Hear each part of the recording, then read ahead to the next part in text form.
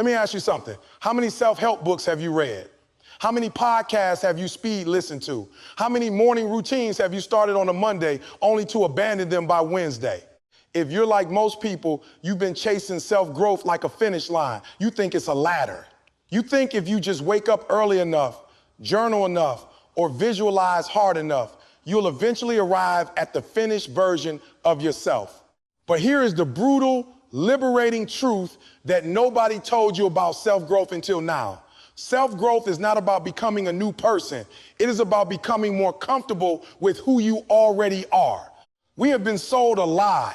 The lie is that you are broken and need fixing. The lie is that your current self is a rough draft that needs to be erased. Every day, social media screams at you, be more productive, be more positive, be more disciplined. It turns your life into a never-ending performance review. And what happens? You don't grow, you shrink. You develop what I call growth anxiety, that knot in your stomach when you see someone else's success. That voice that says, you're 30 and you still don't have a side hustle. That panic when you take a day off because you think you're falling behind. Nobody told you that the fastest way to grow is actually to stop trying so damn hard. Think about a garden. If you pull on a plant stem to make it grow faster, what happens? You rip out the roots. You kill it. Real growth happens underground, in the dark, when nobody is watching. It happens when you water the soil, which is your environment, your rest, your joy, not when you force the stem. Here is the first secret they didn't tell you. Healing is not a prerequisite for growth. It is a byproduct of it. We think we have to be perfectly healed before we can pursue our dreams. I'll start the business when my anxiety is gone. I'll ask for the promotion when I feel confident. No, that's backwards. You don't fix the wound, then walk. You walk, and the walking teaches your wound to heal. You grow through the mess, not after it. The people you admire, they didn't conquer their fear. They just decided to stop waiting for it to disappear. They moved their legs while their hands were shaking. That is the growth nobody photographs for Instagram. Second secret, your biggest weakness is actually your greatest teacher. We spend billions of dollars trying to eliminate our flaws. We try to kill the procrastinator, silence the anxious voice, and bury the angry part of us. But here's the radical truth. That part of you isn't the enemy, it's the guard dog.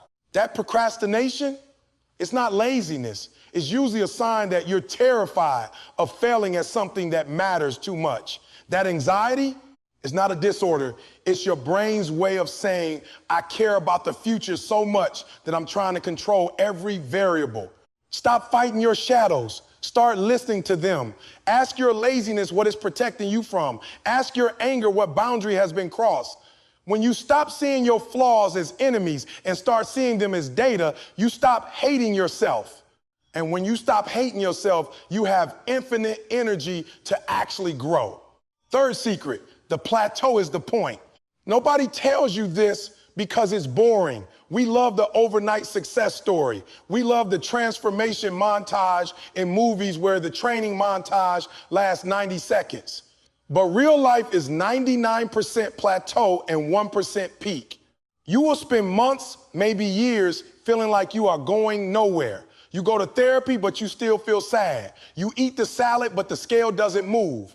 You practice the guitar, but you still sound terrible. Society tells you that's a sign to quit. I'm telling you that's the sign you're finally in the room where growth happens. The plateau is where you build the identity of the person who doesn't need motivation. The plateau is where discipline is forged. The plateau is where you learn to love the process, not just the result. If you only grow when you see results, you are a fair weather gardener. But if you can stay consistent when nothing is happening, that is unshakable power. And finally, the most uncomfortable truth of all, self-growth sometimes looks like shrinking your world, not expanding it. We are told that growth means saying yes to everything, more networking, more skills, more hustle. But real growth often requires radical subtraction. It means saying no to the friends who mock your ambition. It means deleting the apps that trigger your envy. It means accepting that you cannot have a six-pack, a CEO title, a perfect marriage, and a vibrant social life all at the same time. Maturity is realizing that to grow up, you have to cut out. You have to let certain dreams die to let the right ones live. You have to accept your limitations to find your strengths. So, where do you go from here? Stop trying to be a masterpiece tomorrow. Start being a real messy, unfinished human being today. The goal is not to arrive. The goal is to become someone who enjoys the journey. The next time you feel the panic of, I'm not growing fast enough, take a breath. Look at how far you've come, not how far you have left to go. Look at the storms you've survived, not the ones you're afraid of. Nobody told you that self-growth is quiet. It is slow. It is often invisible. It happens in the moments you choose rest over burnout, in the moments you forgive yourself for failing, in the moments you look in the mirror and say, you know what? You're a work in progress, and that is more than enough. Stop climbing the ladder that is leaning against the wrong wall. Stop trying to fix a soul that was never broken. Real growth isn't about becoming someone great. It's about realizing you were never small to begin with. Thank you.